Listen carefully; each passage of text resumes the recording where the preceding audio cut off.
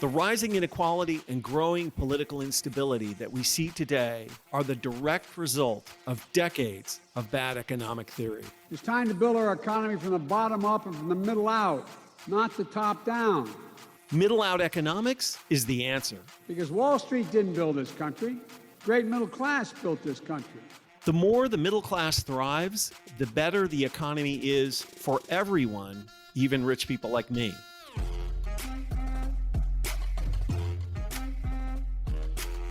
This is Pitchfork Economics with Nick Hanauer, a podcast about how to build the economy from the middle out. Welcome to the show.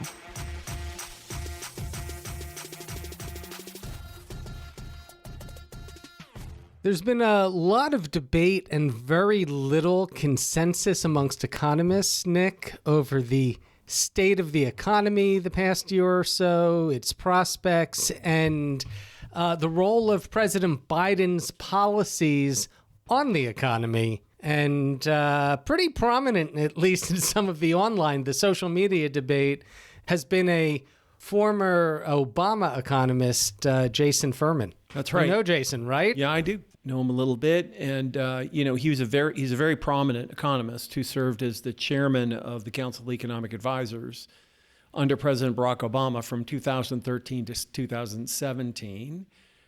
He is currently a professor of the practice of economic policy at Harvard Kennedy School, and he's also a senior fellow at the Peterson Institute.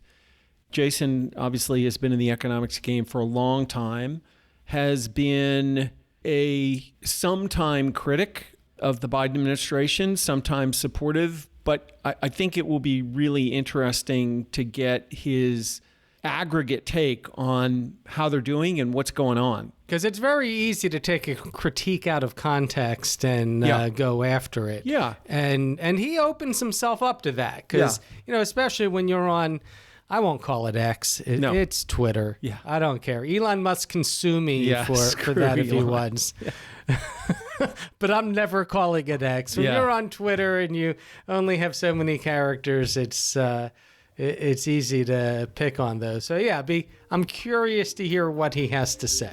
Okay, so let's go talk to Jason. Jason Furman. I'm a professor at Harvard University, and I used to chair the Council of Economic Advisors for President Obama. So, Jason, we're going to do this interview backwards from our usual approach. We have a benevolent dictator question that we ask at the end usually, which is, if you were in charge and could do anything, what would it be? But let me create a little context, obviously. So the Biden administration has been at it for whatever it is, 3.5 years. And by, I think, most objective measures, you would say, has accomplished a lot on the economic policy front, from the American Rescue Plan, CHIPS, IRA, infrastructure, the pro-competitive executive orders that are so consequential, the rest of it. But obviously, some of it you agree with, some of it you may have problems with. You have been from time to time critical on social media of some of these things. We want to start by just sort of giving you a way of expressing your view on what they've done and what you would have done differently if you had been in charge. I know that's a kind of a lot to chew, but let's start there. Sure. So first of all, if I had an up or down vote on the entire Biden agenda, I would very happily vote up. Second of all, he hasn't done everything he wanted to do. Right. And there's a lot of things he's proposed, hasn't gotten through Congress, that I'd be, like he would be, thrilled about. Yeah. Higher taxes on high-income households, expanding child care, paid leave, all of that. If I had to choose and was doing it blue sky, would have addressed climate change with a carbon tax. Okay. Would have used the money to create, a greater degree of redistribution.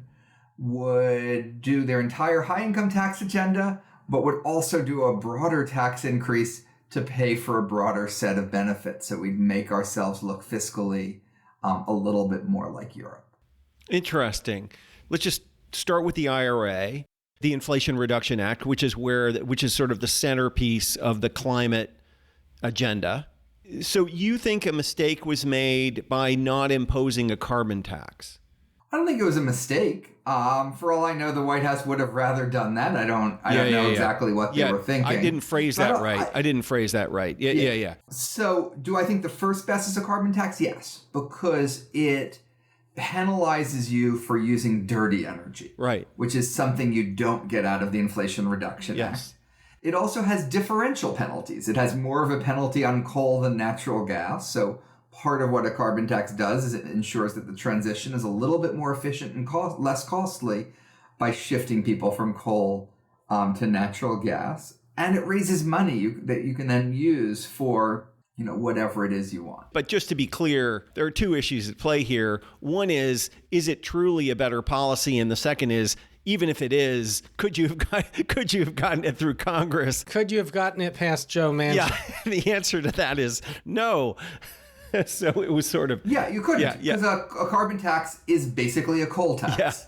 Yeah. Mm-hmm. And so I don't blame President Biden at all for not doing something that I don't think he could have done. It's just you asked me as an economist what I think the best thing blue sky is, and I think 85% of the answer to climate change is a carbon tax, and then we can haggle about exactly what's in the other 15%. All right, interesting. How about the American Rescue Plan? What's your view on that? The biggest issue with the American Rescue Plan is that it failed to make especially the child tax credit permanent. Yeah. It was a temporary piece of legislation. I think it was too large, and so at the margin, more of those dollars showed up in inflation than output. But even if you disagree with that, the sad thing there was it didn't plant the seeds for any long-term change. And what President Biden has not been able to accomplish is any legislation effectively on the individual side, expanding tax credits for children, earned income tax credits, paid leave. Those are all things directly for individuals. And that part of his agenda hasn't gotten done, I think maybe in part because it was front-loaded into the American Rescue Plan. There was a lot of inflation, fairly or unfairly. It was blamed on that sort of stuff, and then no one wanted more of it. Yeah. So let's talk about chips. What's your view on that? The interesting thing about the CHIPS Act is it gave a lot of discretion to the administration. And they could have implemented it really well, or they could have implemented it really badly. Right now, it's looking a lot closer to really well than to mediocre or even really badly. So I'm pretty hopeful that a relatively small amount of money compared to the research and investment budgets of these firms is going to be enough to catalyze a lot of change, get a lot of stuff relocated and done in the United States that might not otherwise have been done here, increase our resilience, and that this could really go down as one of those industrial policy triumphs that you don't see every day. Yeah. Well, you haven't seen in the U.S. in a long time, but even the attempt of it. You definitely see routinely in China and other places. So this is a victory for just the notion of attempting industrial policy, that it's something that can and should be done if it's done right. I think it should still be very targeted. You should ask yourself, are there other ways to do it? So, for example, with the COVID vaccine, the biggest thing we did was promise companies that we would buy the vaccine for them at a certain price, that type of guaranteed purchase. Having broad tax credits that subsidize an activity like clean energy, that's another more neutral way to go about things. But every now and then, we should consider a chip-style program. But we should be pretty nervous. We're sending billion-dollar checks to, $100 billion companies. Yeah. We don't know for sure if that's going to their shareholders, their workers, to the goal we want. As I said, I think it's good, but I don't want to get too excited about sending grants to companies. Yeah, I would agree with you that it is fraught. And yet it's very clear that, industry dominance, certainly more recently from some of our competitors, take the EVs in China as an example, that wasn't accidental. That was the product of an intense, extraordinarily well-financed effort that you would call industrial policy, right? Whether it's battery technology or subsidies to the EV manufacturers over there, they are not troubled by the same levels of accountability that we are here. And that has given them a big advantage in, coming to scale on some of these industries in the way that we haven't. Would you agree with that? I think China has used industrial policy to grow its EV industry. I think its EV industry is super successful. China's had a lot of industrial policy failures itself, as well. Overall, its economic growth is a bit on the disappointing side. They have a lot of levers we don't have, like control of the entire financial system. But sure, if you're giving money to poor children, whether through housing vouchers, Medicaid, EITC, what have you, there's probably better and worse ways of doing it. But if you screw it up, you're getting money to someone that needs it. If you're giving billion-dollar checks to corporations, you have to be really sure that you're getting right. something. So you do that wrong, it's not that sort of robust, error-proof a strategy. That's right. And there's so many examples, certainly from our own state, a lot of subsidies to Boeing that obviously did nothing. It was just that. You don't think those Boeing tax breaks paid off, Nick? No, clearly not. I'm curious, Jason, since you have this perspective within the Obama administration, and then as an outside observer of the Biden administration, do you see a big shift in economic philosophy and strategy between the two administrations? And if so, how much do you attribute that to a different philosophy with Biden and his advisors versus just changing circumstances? I see a little bit more changes in degree, some of them natural evolution, some of them I think overshots. Then I see a fundamentally different philosophy. I read a piece recently that said President Biden is doing this brand new thing, which is middle out economics. Hey. That, of course, is a phrase that President Obama used. Be nice. And he got it. No, that's a phrase President Obama used, and he got it from Nick. Yeah, he did. So that's not, that's a great idea. I'm totally for that. It's just not new to this president. Obama had proposals that he wanted to do that I think of as people proposals and stuff proposals. He came in and wanted to do the Affordable Care Act, but he also wanted to do infrastructure. He decided to prioritize the Affordable Care Act. I remember the meeting where he sat down and told his transportation secretary that until he got the ACA done, he just wasn't going to put much effort into infrastructure. So when you look at what he got done this enormous redistributive, positive thing on the individual side, but didn't get a whole lot done on the stuff side. Yeah. President Biden is the reverse. He proposed both. He wanted to do both. I think he personally prioritized the stuff more than the people.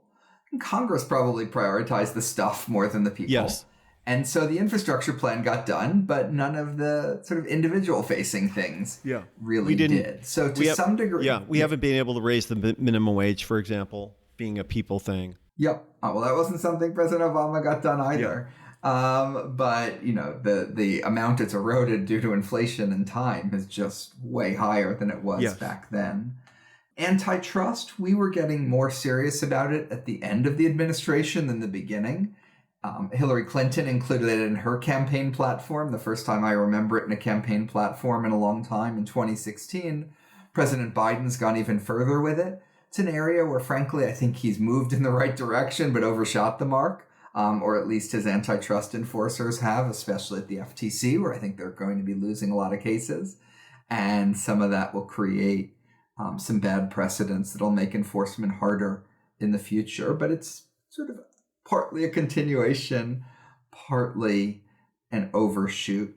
Trade is where I see the biggest difference. President Obama was instinctively a free trader, market-oriented person internationally, and President Biden is just not. Yeah. What's your view on that? I mean, this is definitely a place where circumstances are changing, right? But what do you think about what our trade policies should be? Broadly, I'm a card-carrying free trader. That's what we're indoctrinated in economics. I've overcome some of my indoctrination when I think the evidence warrants. In this case, I don't see a whole lot of reason to do that. What does that mean right now? Do I think new free trade agreements are the world's most important thing? No.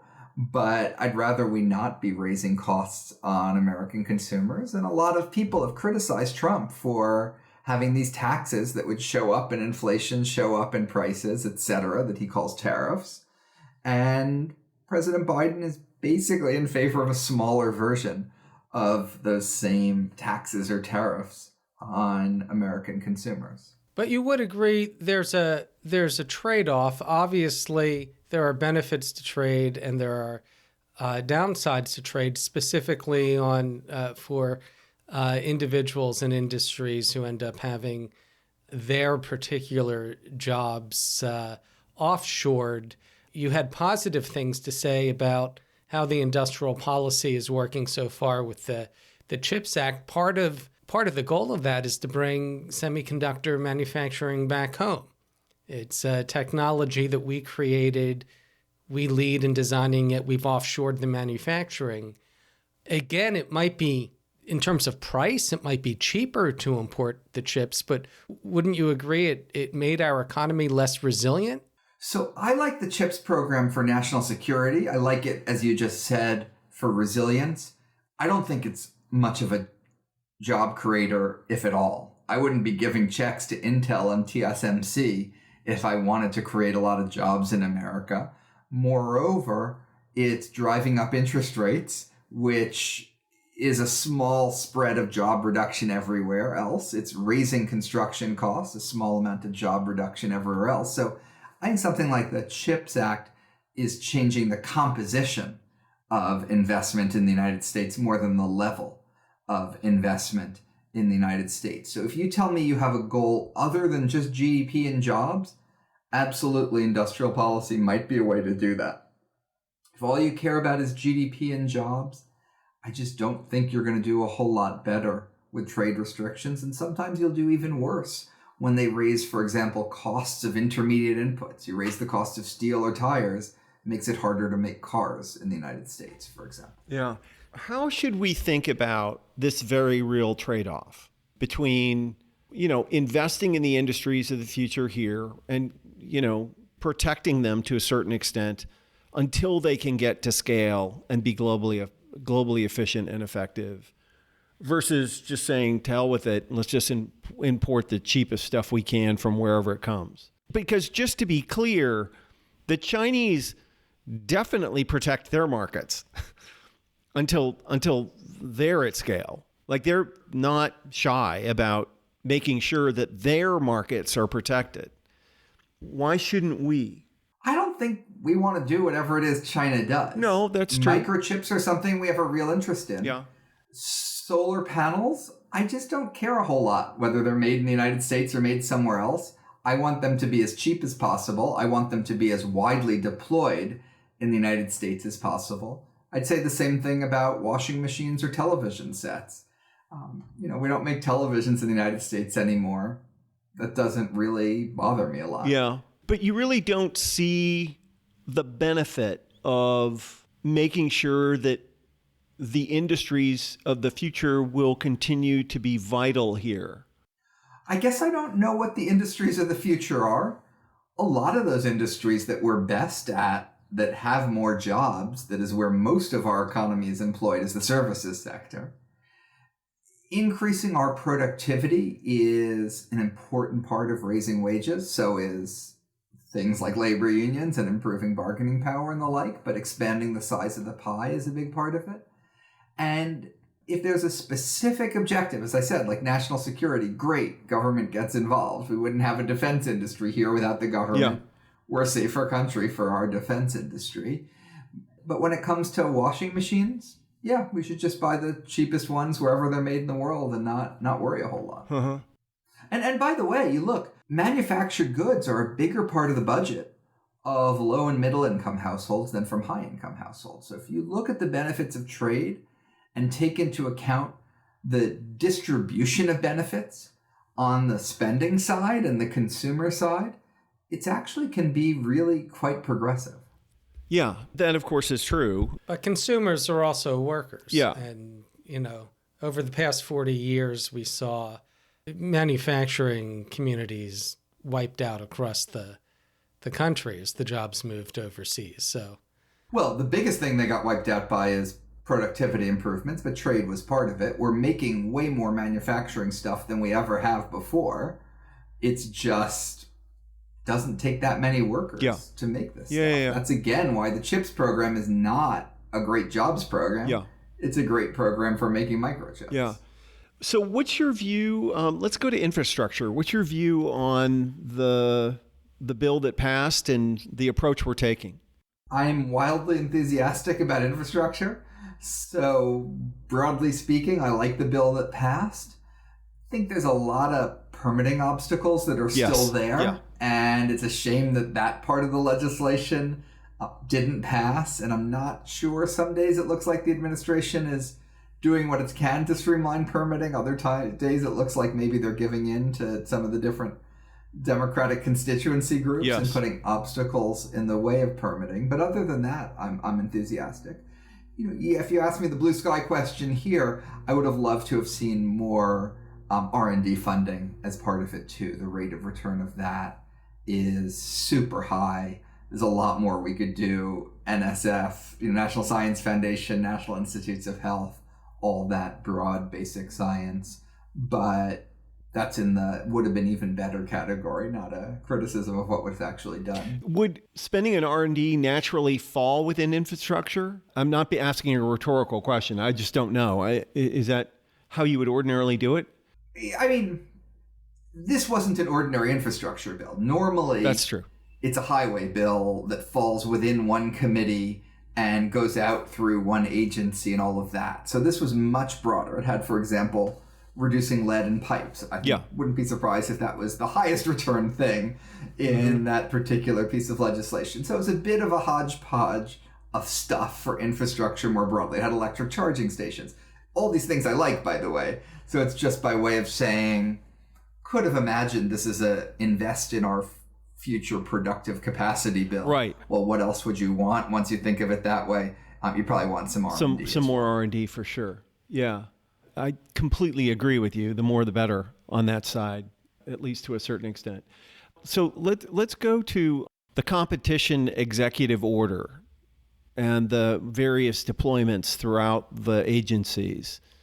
You mentioned that you thought that the FTC was overreaching in some places.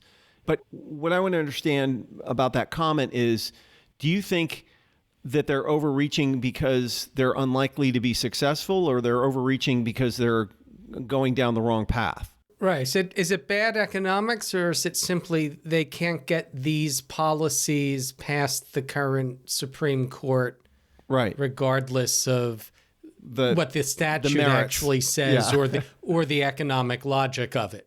Yeah, I think there's a little bit of both.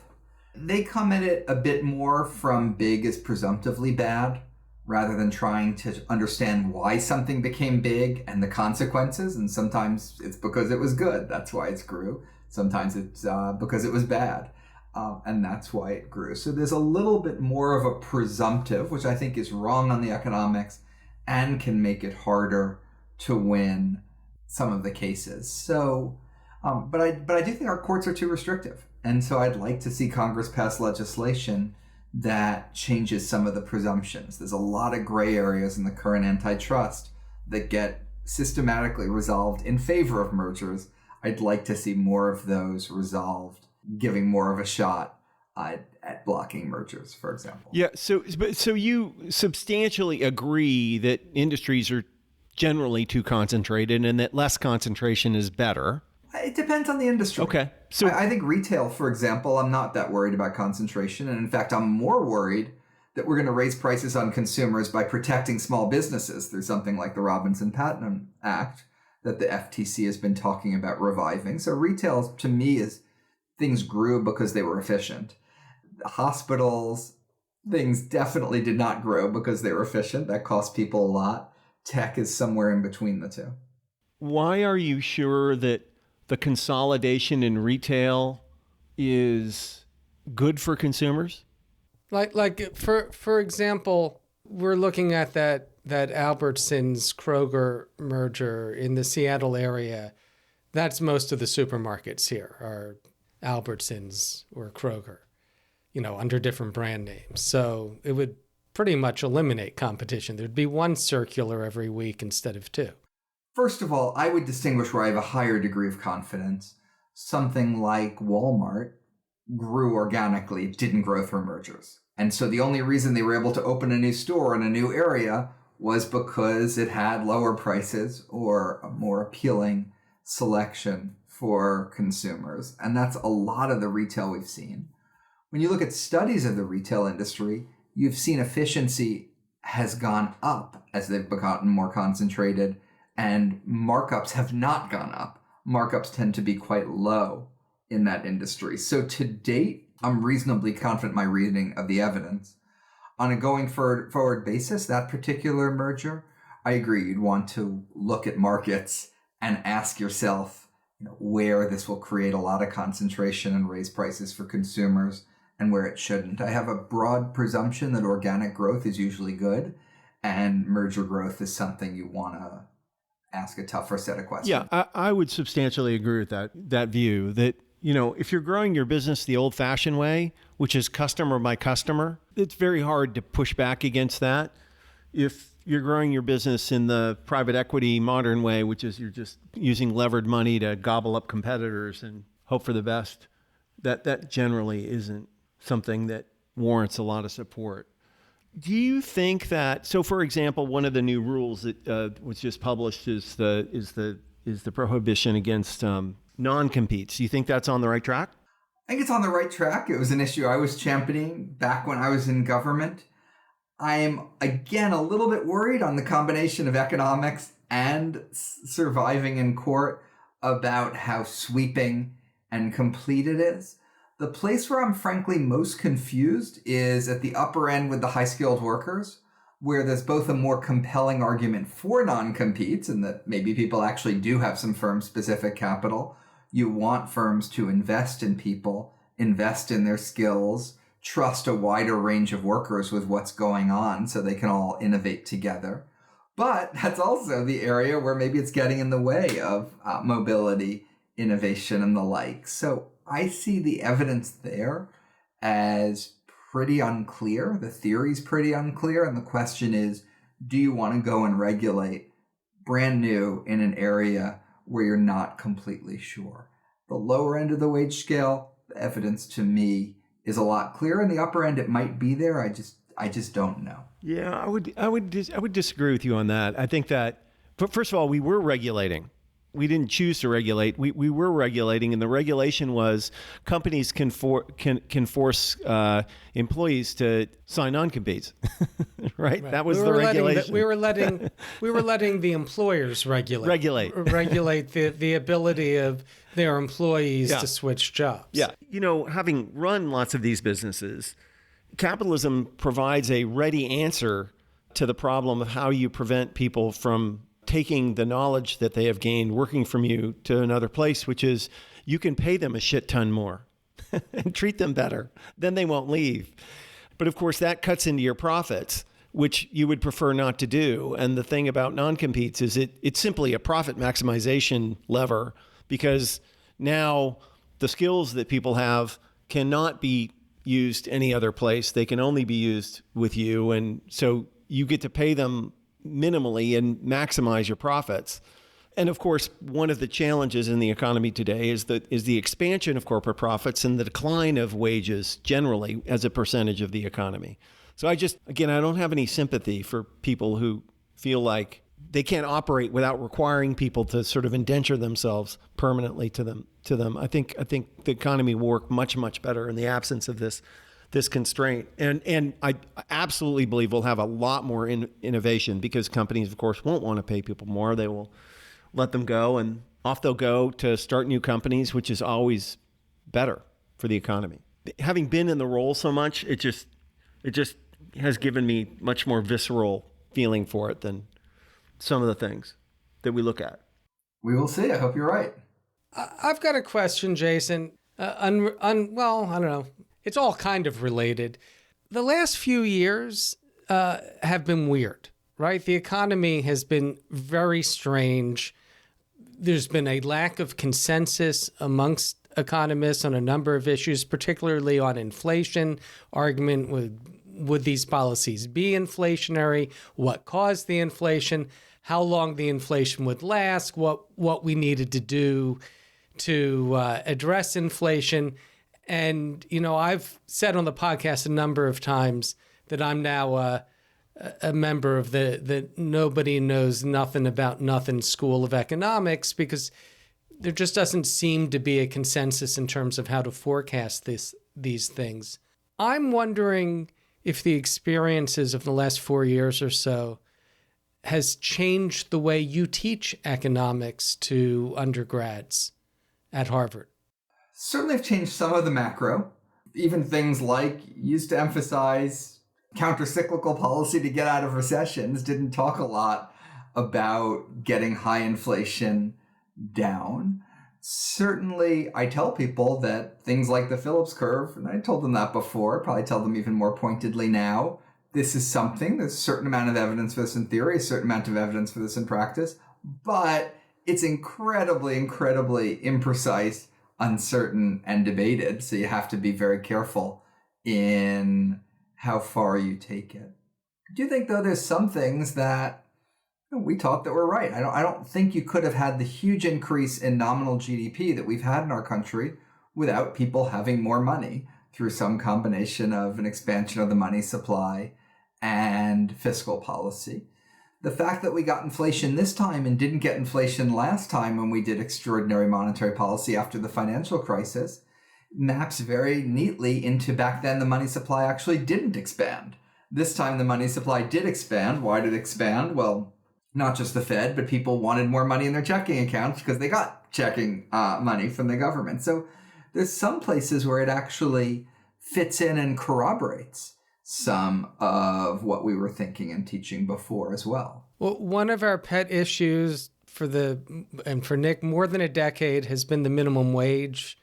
You're experiencing $15 and higher minimum wages passed across the country. It certainly seems to have been successful here in Seattle. Has that changed the way you teach minimum wage? Because I'm familiar with your textbook, with the Manku textbook, and it doesn't seem to see much role for a minimum wage.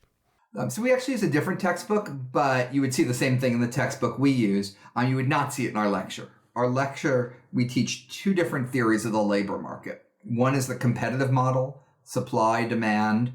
That's a model in which the minimum wage leads to involuntary unemployment. And then we teach what we call the institutional model, where bargaining power matters, where there are search frictions, where you have monopsony power on the part of employers. And in that model, you can get a minimum wage that increases employment. A very large one would still decrease employment in that model. And then we tell people that the theory doesn't settle this question. You have to look at the evidence and show them a range of the evidence that at the very minimum, the employment effects of raising the minimum wage are smaller than you used to think. And, some of the evidence, but it's contested, and I don't take a side in class on how to read the evidence, is that it even increases employment. So we teach labor markets very differently than the normal textbook approach. Well, that's good to hear. That is good to hear. And by the way, I think both those models are useful. I think it's, I don't think you want to be like, it's all bargaining power. You can pay anyone whatever you want. There are things that have higher marginal products, people contributing more to companies. They're going to be paid more. So I think the bargaining power is a plus or minus, but it's not the only thing. And I think supply and demand sets very, very broad parameters, but doesn't give you a precise, exact answer either. So you really need both of these perspectives. And I'm a little bit agnostic in my own life and in my teaching about the relative importance of them in different situations and for evaluating different policies.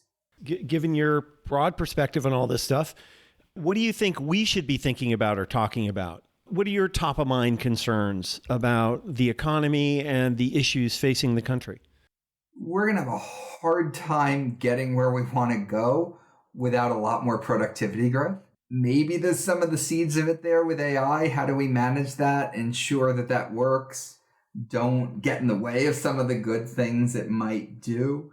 To me, that's one of the big questions. But I do think another big question is the one I began with, which is how to have a fiscal system that is not just taxing the rich and then being sort of skimpy with the benefits and phasing them out sharply as your income goes up. Instead, having a broader, more universal set of benefits, paid for, though, by a broader and more universal set of taxes. I don't think we can get there tomorrow, but knowing and agreeing on what that North Star is will help inform a lot of the decisions between now, tomorrow, and the far future. Yeah, well, and that obviously is going to become a very salient issue here in the next year as the Trump tax cuts sunset. And obviously, lots of folks are going to have a lot to say about it. Maybe you'll come back on the podcast when that fight is in full swing and give us your perspective on what we should do and where we should go. I'd love to come back. Final question, Nick? Final question. Why do you do this work? I think it's really important. I think it sometimes occasionally makes a difference. And boy, is this a fun, challenging, interesting set of issues to think about. That's for sure. That's for sure. It's never dull, is it? Never dull.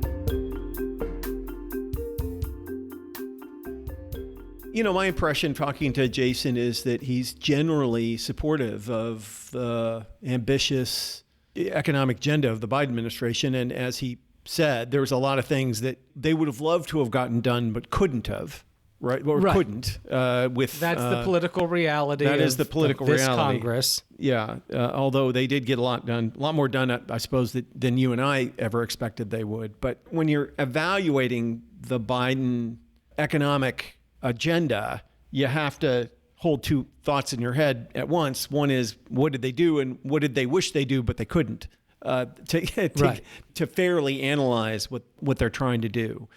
Jason acknowledged that there were a bunch of things that should have gotten done but couldn't because of Manchin and Sinema, et cetera. But generally supportive of most of the things they're doing, with some quibbles here and there. Yeah, one of those quibbles is a big one, Nick. And I think one that I would have liked to have pushed back harder on, and that has to do with trade. You and I have not written a lot about trade. Yeah. I don't think we had a podcast on trade, but we've spent a lot of time thinking about it. Yes. And we come at it from slightly different perspectives. You having actually been in a manufacturing business that was severely impacted by the China shock. And me on a more theoretical basis, coming at it more from the political science perspective than the economic one. Jason basically said that he doesn't care who's making these things. It's not really important where these things are being manufactured. Yeah. And I imagine, as from where you came in the business world, do you care? I do. I think that, I do, you know, upon reflection, I really do think that's wrong. I do think it matters a lot where we make things for a variety of reasons. The first order bit is just acknowledging that the Chinese have industrial policy. They are very, very mercantilist. They know what industries they want to dominate, and they do not play by our rules in pursuit of those goals.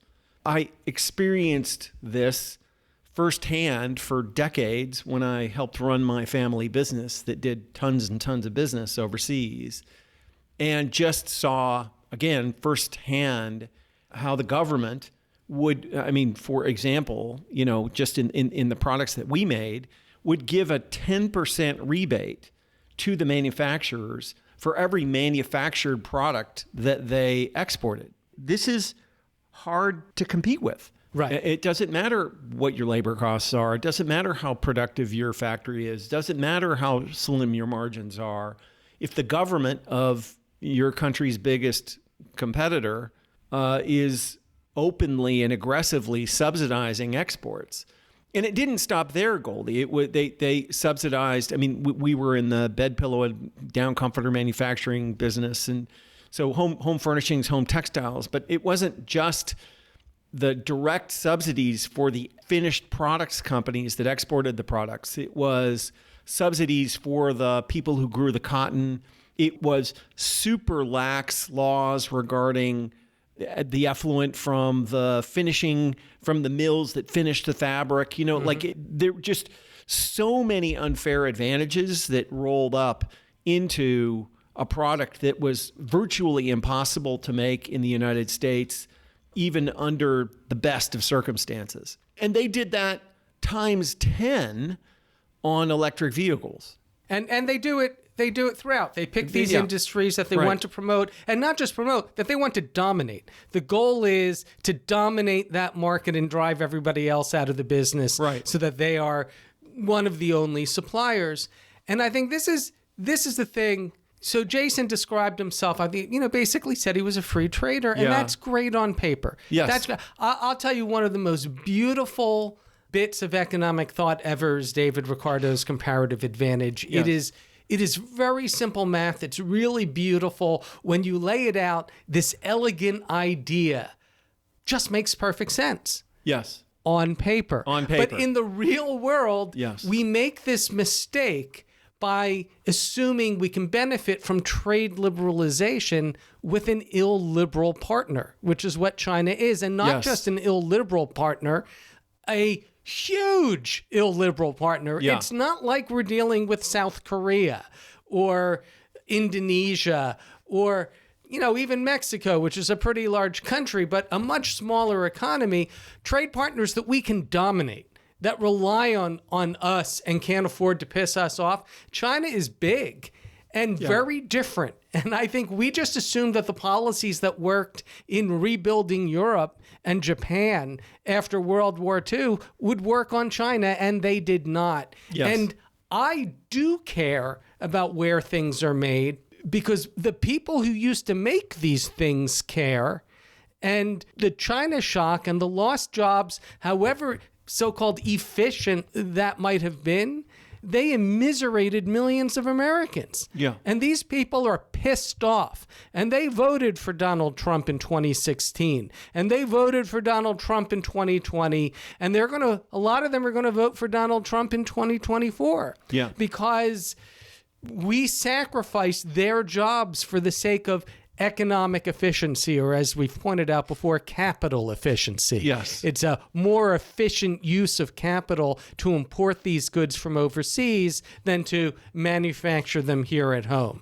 And however you think that might be good for the economy, it's terrible for a market economy. It's destroying our democracy. Yeah. Because market capitalism does not survive in its pure form without a liberal democracy. That's where I think Jason and his ilk really go wrong, is in thinking the economy is this thing separate from the rest of human life and activity. Yeah, I think that there's another issue at play too, which I think most economists don't recognize enough. And that is that the knowledge and know-how embedded in making things is what enables you to make the next things. And the problem is that if you let your global competitors eviscerate your industries, it's not just the jobs that leave. It's the skills, the knowledge, the know-how, the capacity to innovate in adjacent spaces. And before you know it, you can't do anything except consume. And down that path, I think, leads despair. I think that it is not true that aggregate GDP is a good measure of the health of an economy. I think that a much better way to understand how good your economy is doing are more complex measures, like the aggregate number of complex products that your economy is able to build. The complexity of the products you make times the variety of products that you can make, and the more economic diversity is where and the resilience and innovation comes from. That's right. And the more diverse an economy we have, the more likely we will be successful in the future, because you can't You can't have globally dominant economy if you can't make anything. Because you can't make anything, you can't do anything. And so I think that it is very unfortunate that over the last 10 years, we, for political reasons, let our industries, the industry that manufactures batteries, the components for batteries, electric cars, photovoltaic cells, PV cells, all that stuff, that we allowed that to fall behind China. We gave them this big running start. That was a terrible mistake. But, two wrongs don't make a right. Just because we're behind doesn't mean we have to give up and give them all those industries. I think that would be a terrible mistake. I certainly don't believe that our European allies are going to roll over and let them dominate, put all their auto companies out of business either. And I think that China is just going to have to learn to live with a trade regime that is, frankly, just fairer. Because it's not like they made it easy for us to send cars to them, right? Like China has been very, very difficult to do business with as an exporter. And for obvious reasons, they don't want to buy products that are made in other places. They only want their people to buy products made in China. And so for a very, very long time, we have been competing with them, not on a level playing field, but on a tilted playing field. And I think those days are coming to an end. And so are those tariffs that the Biden administration just imposed on electric vehicles going to cost consumers more? Yeah, but paying a little bit more in the short run will be absolutely worth it in the long run if we can get our manufacturing shit together, so to speak. I just think it's really worthwhile. And I think, like you, I reject that sort of economic orthodoxy about free trade. I just don't buy it anymore. It doesn't make sense. Well, I hope we have a chance to talk to Jason again sooner, but it would be interesting to talk to him in another 4 years after we see the outcomes of some of these policies, and we can see absolutely who was right and who was wrong. Yeah, and let's just acknowledge where the trade-offs ended up, because it's all trade-offs, right? We are trading off one set of things for another set of things. It will be very interesting to see if we like where we land given this. But one thing we know is that the current strategy hasn't worked out very well. So changing, for some people. Yeah, well, it worked out for some people. A small number of people got really, really rich off of this. Yeah, And, if you made the mistake of working in one of these factories that were shut down, well, you just, moral hazard and all that. Yeah, whatever. Anyway, super interesting conversation. As always, we're really lucky to get to talk to all these folks. Such a privilege. Pitchfork Economics is produced by Civic Ventures. If you like the show, make sure to subscribe, rate, and review us wherever you get your podcasts. Find us on Twitter and Facebook at Civic Action and Nick Hanauer. Follow our writing on Medium at Civic Skunkworks, and peek behind the podcast scenes on Instagram at Pitchfork Economics. As always, from our team at Civic Ventures, thanks for listening. See you next week.